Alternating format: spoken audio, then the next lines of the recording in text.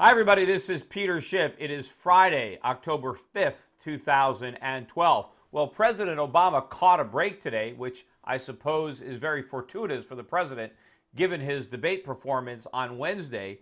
The official unemployment rate actually dropped all the way down to 7.8%. Believe it or not, that's the lowest of the Obama presidency. In fact, it's the first time since January of 2009 that the unemployment rate has actually been below 8%. Now, how did this happen? Is it because, we created all sorts of jobs? Well, I don't think so. If you look at the number of jobs that were created in the month of November, it was only 114,000. I mean, that normally isn't even enough to reduce the unemployment rate at all. I mean, 1/10. Sometimes the unemployment rate would actually go up with such pathetic job creation. Instead, it dropped all the way down to 7.8%. In fact, of the 114,000 jobs that were created, 10,000 of them were from government. And that's on top of 45,000 government jobs that were created in the prior month. In contrast, we lost 16,000 manufacturing jobs in September, and that's on top of the 22,000 manufacturing jobs we lost in August. In other words, we're losing the jobs that we need, and we're gaining the jobs that we don't. We don't need more people working for the government. After all, the private sector is forced to pay their salaries. These are not the productive jobs that make us richer. They are the non-productive jobs that make us poorer. They add to the tax burden, and they add to the trade deficit because now we have more government workers collecting paychecks, but they're not making stuff, so we just have more imbalances in the economy. And ultimately, when the economy restructures, a lot of these jobs are going to be lost. Well, if that's the case, how did the unemployment rate manage to fall so precipitously? Well, they have another survey. It's a household survey. It's a telephone survey. And according to that survey, 873,000 jobs were created almost by magic last month. Now, this is the most jobs that this household survey has tracked in over 30 years. The last time the number was this big was in 1983, when we were coming out of that recession with much faster economic growth. Now, the government also said that 2/3 of those jobs were part-time jobs.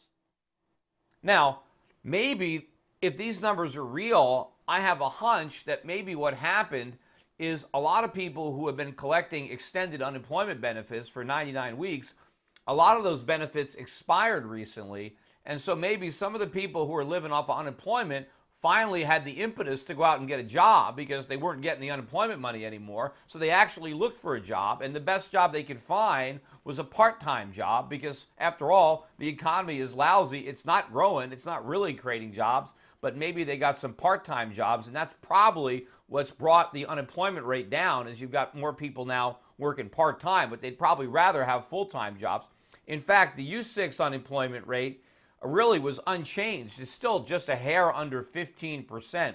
That's really what the unemployment rate is, because when you count all the people who are taking these part-time jobs but really want full-time jobs, or the people that have thrown in the towel and who aren't even looking because they're so discouraged, that rate didn't drop at all. But of course, President Obama is going to use this number, this 7.8% number, to try to compensate for his poor debate performance and convince the American public, if they just give him 4 more years, that we're now finally going in the right direction and that we're making some headway. Now, I have no idea what kind of revisions we're likely to get after the election, but to me, it doesn't really pass the smell test that we got such robust job creation as indicated by this household survey, a number that we haven't seen the likes of in 30 years.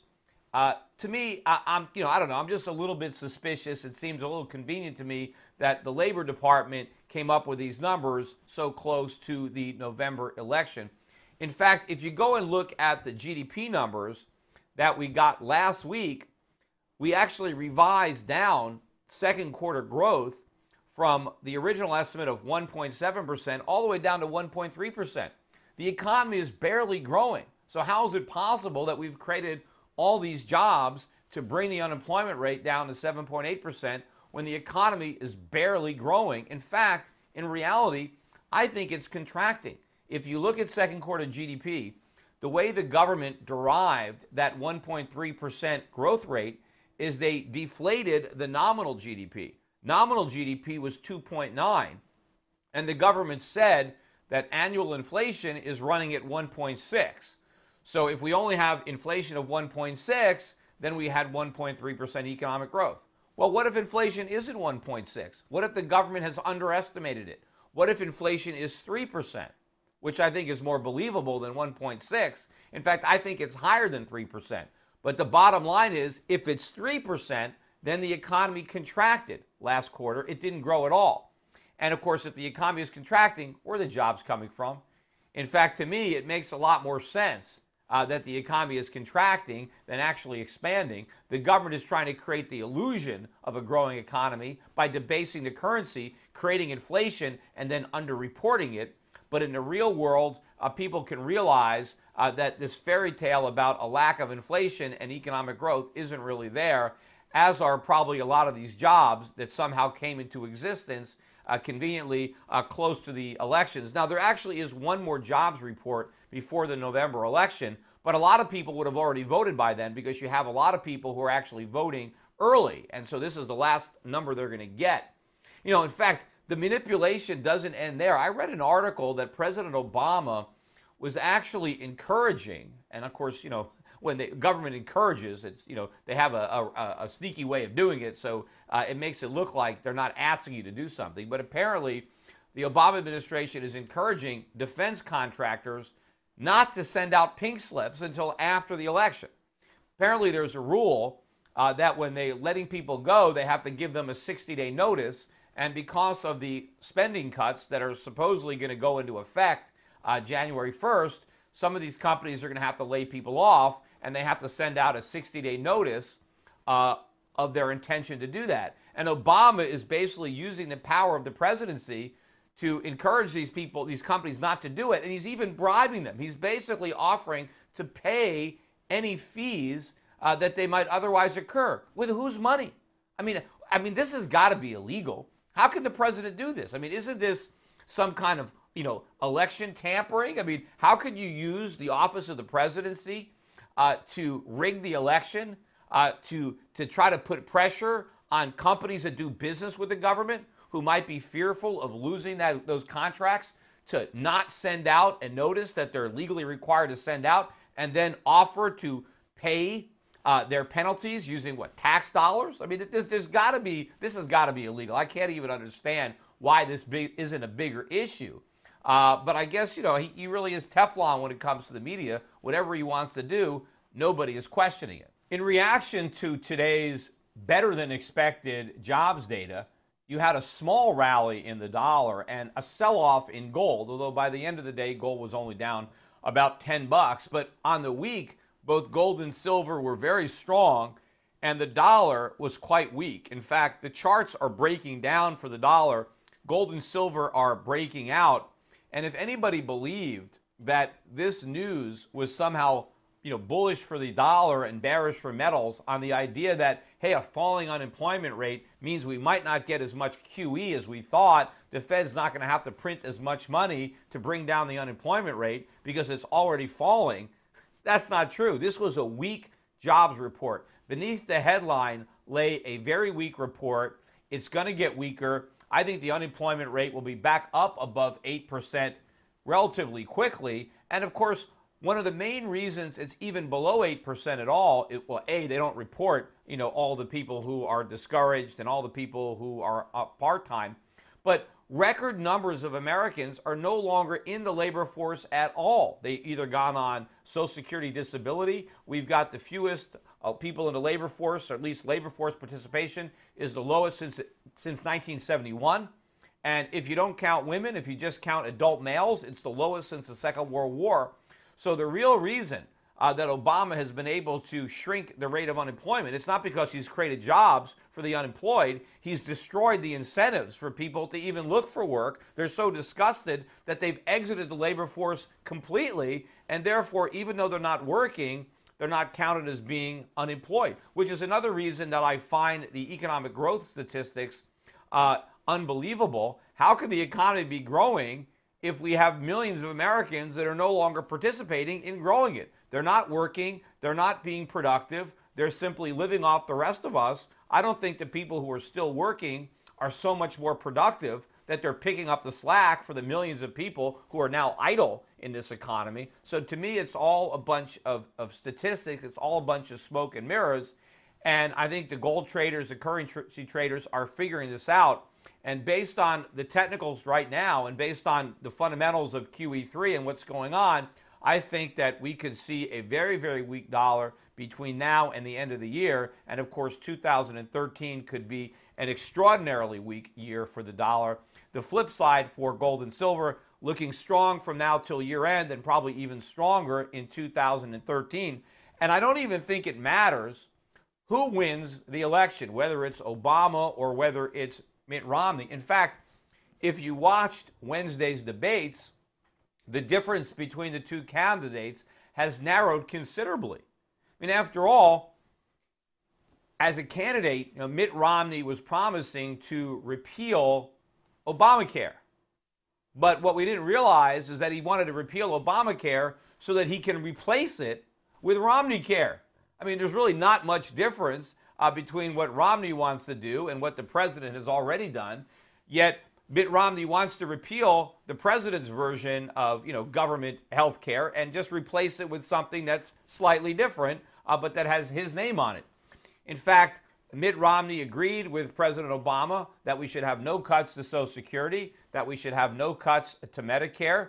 Mitt Romney wants to increase spending on defense despite the fact that we're broke. In fact, the only federal employee that Mitt Romney indicated that he would lay off is Big Bird.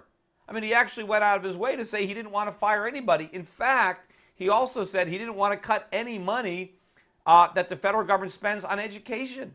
I mean, what is he going to cut? I mean, even if he wanted to cut something, it would pale in comparison to the things that he wants to expand. So even if we get Mitt Romney, the deficit train isn't going to stop running. Government is going to keep on growing. It's going to keep on spending. It's even going to keep on regulating. I mean, Mitt Romney even professed his love of regulations during the debate. He basically said, you got to have regulations. Regulations are great. I mean, basically, you can't have a free market unless the government controls it. Romney actually gave an example of where he thinks regulation is necessary. He said, after all, we can't let somebody run a bank out of their garage. Well, why not? Why can't you run a bank out of a garage? I mean, first of all, at least we know one thing. If somebody runs a bank out of a garage, it's not going to be too big to fail. So at least as a taxpayer, I don't have to worry about it. I mean, and if somebody knows the bank's in a garage and they want to deposit their money there, I mean, hey, more power to them. I mean, after all, what does Mitt Romney think is going to happen? If somebody runs a bank out of their garage, maybe they'll be so stupid they'll invest in subprime mortgages. Oh, wait a minute. Isn't that what the big banks did? In fact, I think if we had more banks run out of garages and fewer banks run on Wall Street or in New York, we'd probably have a sounder banking system. We wouldn't have had all these crazy loans, and certainly the taxpayer wouldn't be on the hook. And when it comes to starting a business in a garage, I mean, why can't you? I mean, after all, I'm going to give you a few examples of some companies that were started in a garage. Now, maybe in a Mitt Romney economy, maybe that wouldn't be possible. Maybe it's just not banks that he doesn't think should be run out of garages. Maybe there's all sorts of companies that Mitt Romney doesn't want people to run out of their garage. But here's some examples. Apple Computer, started in a garage. Amazon, Google, Hewlett-Packard, all started in somebody's garage. Walt Disney, started in a garage. Mattel was started in a garage. Even Harley Davidson, although that might make sense, that was started in a garage. And there are other companies. So if you can start tech companies, if you can start entertainment companies, if you can start motorcycle companies, toy companies in a garage, why can't you start a bank? After all, is banking so complicated? In fact, I think we've overcomplicated it. I think if we had sounder banking practices, more simpler banking, maybe we'd have a more solid financial system. But the bottom line is Mitt Romney wants more government regulations. He just wants to be the one to write them. He opposes the regulations that Obama implements, although not even all of them now, but he would just rather be in charge of the regulation than Obama. So what are we going to get even if Mitt Romney wins? And I still don't think that that's necessarily likely. Yes, he did, better than Obama. I hate to say Romney won the debate, so let's just say that Obama lost the debate. Maybe that's a more accurate description.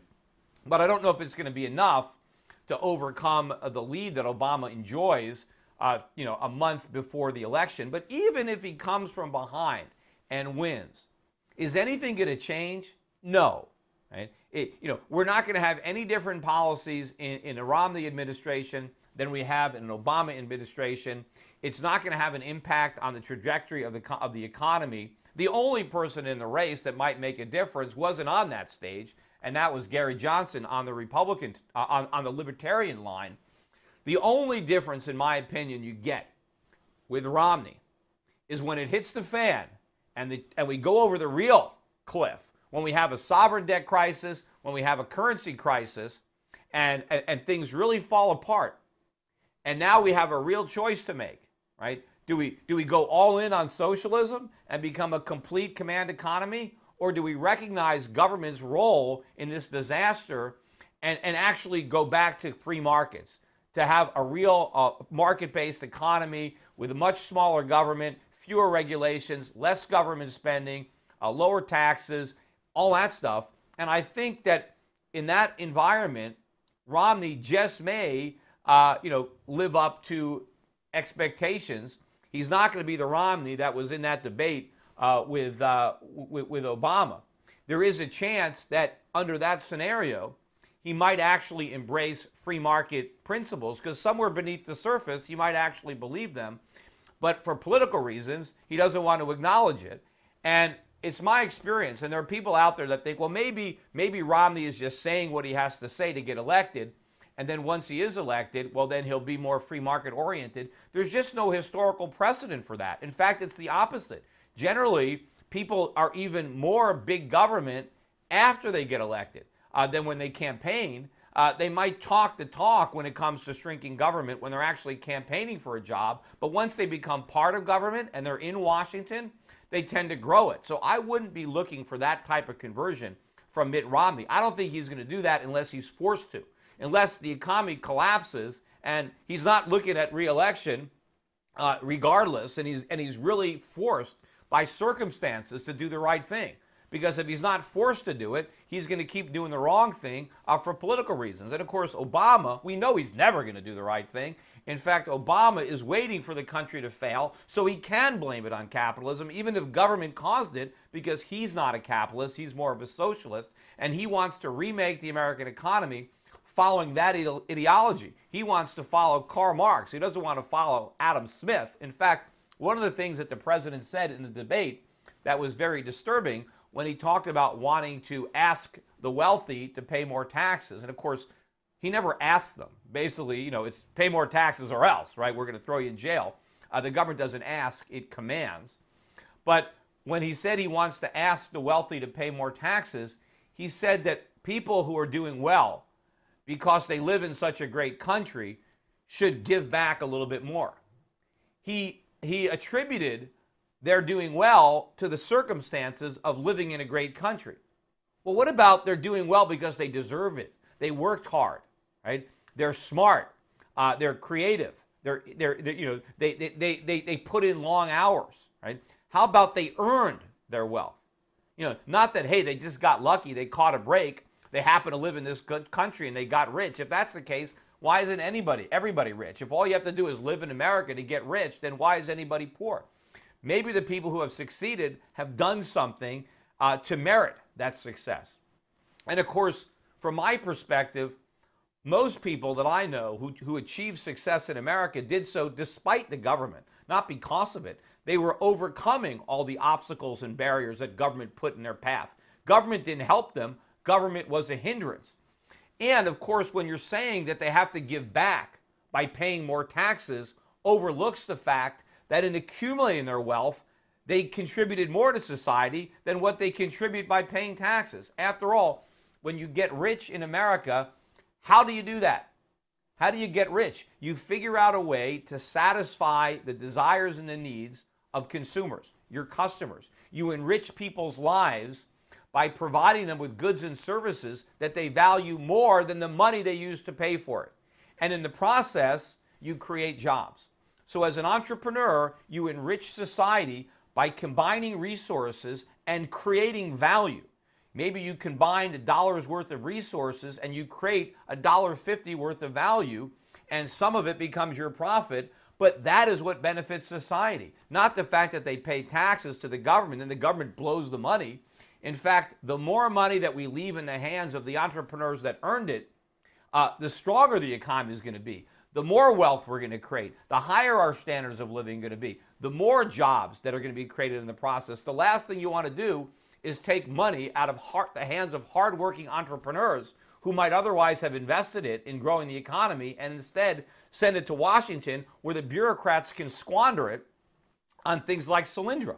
Well, I guess that about wraps it up for today. Don't forget, you can listen to more of my insights and analysis on a daily basis, weekdays anyway, from 10 a.m. to noon on schiffradio.com. And if you can't listen live, just go to schiffradio.com at any point in the day and you can listen to the delayed show that we loop for 24 hours. Take care, everybody. Bye for now.